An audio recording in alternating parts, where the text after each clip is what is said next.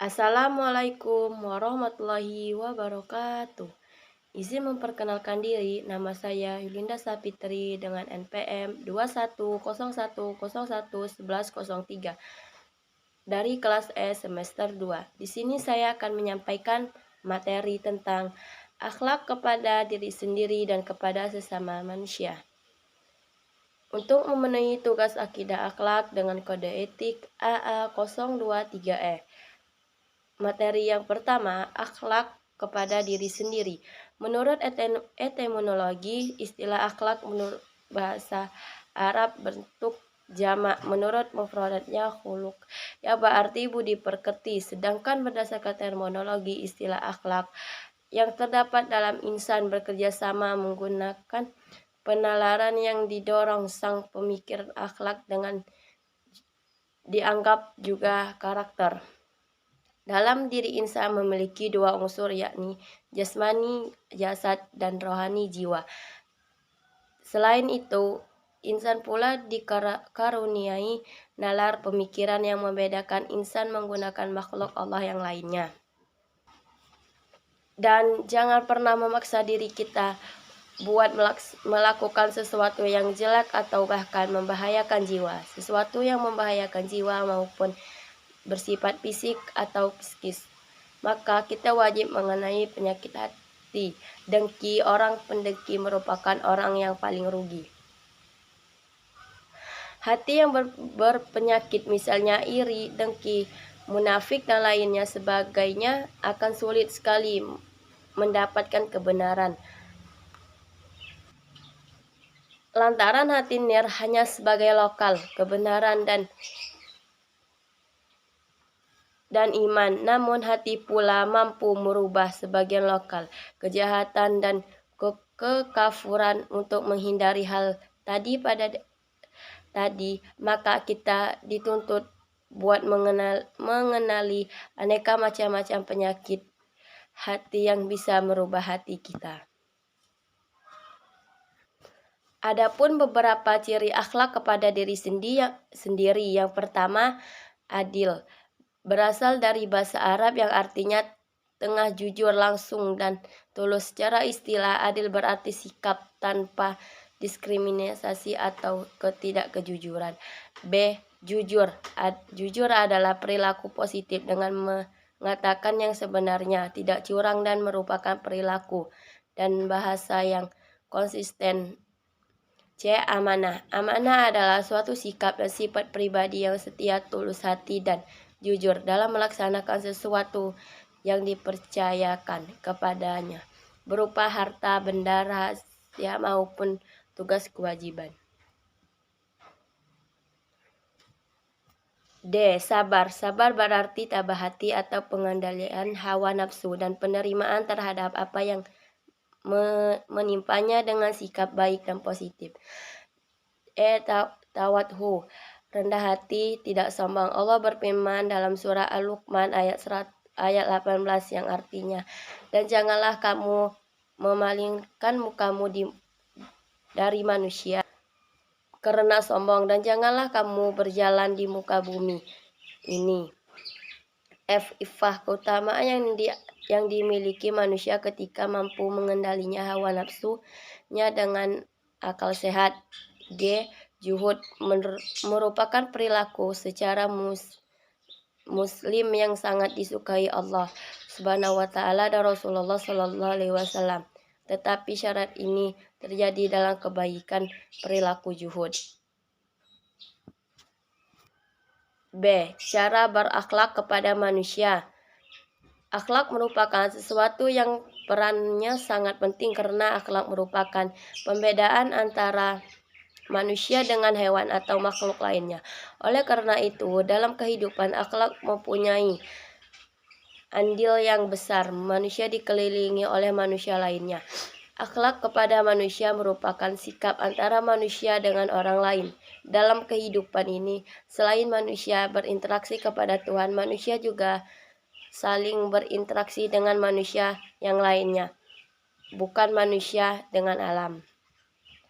Diterangkan dalam surat Al-Hujurat ayat 12 yang artinya, wahai orang-orang yang beriman, jauhilah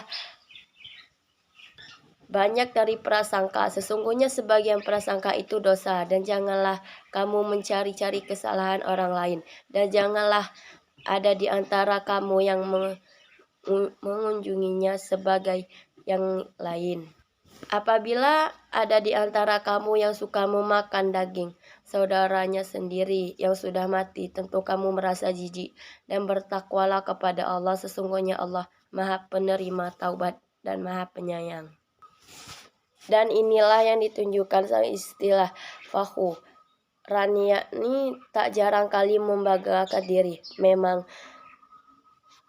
dua istilah ini yakni muhtafahu mengandung makna kesombongan. Istilah yang pertama bermakna kesombongan yang terlihat pada tingkah laku, sedangkan yang kedua merupakan kesombongan terdengar menurut ucapan, dan yang ketiga berjalan menggunakan langkah yang sederhana. Adapun ciri-ciri berakhlak kepada sesama manusia. Ukhuwah. Amuna al-ukhuwah berarti persaudaraan. Kata ganti diambil berdasarkan akar istilah yang berarti sahabat, akrab atau sahabat. Tasamu. Tasamu asal menurut istilah maha yang merupakan toleransi. Tasamu berarti perilaku, tegang rasa, saling menghormati, saling menghargai sesama insan buat melaksanakan hak-haknya. Dan yang tawaun berasal dari bahasa Arab wana wanu wunan, artinya tolong menolong, gotong royong, dan tolong menolong sesama. Tawaun merupakan kebutuhan yang tak terbentangkan bagi manusia yang hidup. Dan yang akhlak orang yang lebih tua kepada yang lebih muda. Sangat menekankan hormat kepada orang tua. Banyak ayat Al-Quran yang menyatakan bahwa semua orang beriman harus berbuat baik dan menghormati orang tua mereka, tidak menghubungkan Tuhan dengan apapun selain meminta untuk menyembah Tuhan saja. Islam juga mendorong orang percaya untuk menghormati yang lebih tua dan mencintai yang lebih muda. Dalam Kamus Besar Bahasa Indonesia, lanjut usia adalah orang yang dianggap sudah lanjut usia atau orang yang berpengalaman seperti orang tua, eksekutif, dan ekselor. Berbuat baik kepada orang tua dikenal dengan istilah birru walidain, artinya memenuhi hak dan kewajiban orang tua terhadap mereka. Tetap patuh pada keduanya, lakukan apa yang membuat mereka bahagia dan hindari menyakiti mereka. Dan yang akhlak orang yang lebih muda kepada yang lebih tua. Terhadap yang lebih tua hendaklah kita menghormati dan memuliakannya karena mereka memiliki keutamaan. Adapun terhadap yang lebih muda sebaiknya kita menyayangi dan lembah lembut kepadanya karena pada diri yang muda akal dan ilmu masih kurang. Mereka perlu dibimbing agar berakhlak mulia. Hormati juga yang lebih tua dan tegakkanlah hak untuk lebih muda dari kita, hak untuk mencintai mereka. Generasi muda masih kurang kecerdasan dan pengetahuannya. Anda perlu membimbing dan memenuhi kebutuhan mereka dan tidak akan menghukum mereka jika mereka melakukan kesalahan yang tidak sengaja. Budaya ramah dan santun pengalaman sopan di Indonesia. Meski banyak keunggulan dibandingkan mereka dan tidak boleh sombong, sebaiknya kita harus membantu mereka dengan cinta dan semua cinta. Jika mereka berkata dan berperilaku sopan, harga diri mereka tidak akan berkurang, dan sebaliknya, harga diri mereka akan meningkat. Ketika kita menghormati orang lain, kita dihormati pengetahuan dan pengalamannya lemah, dan juga yatim piatu dan miskin. Jangan kasar atau menghina situasinya atau derajat. Sebagai seorang pelajar muslim harus berperilaku sopan dan santun kapan saja. Jika Anda adalah teman yang lebih muda dari Anda, orang muda masih kurang kecerdasan dan pengetahuan.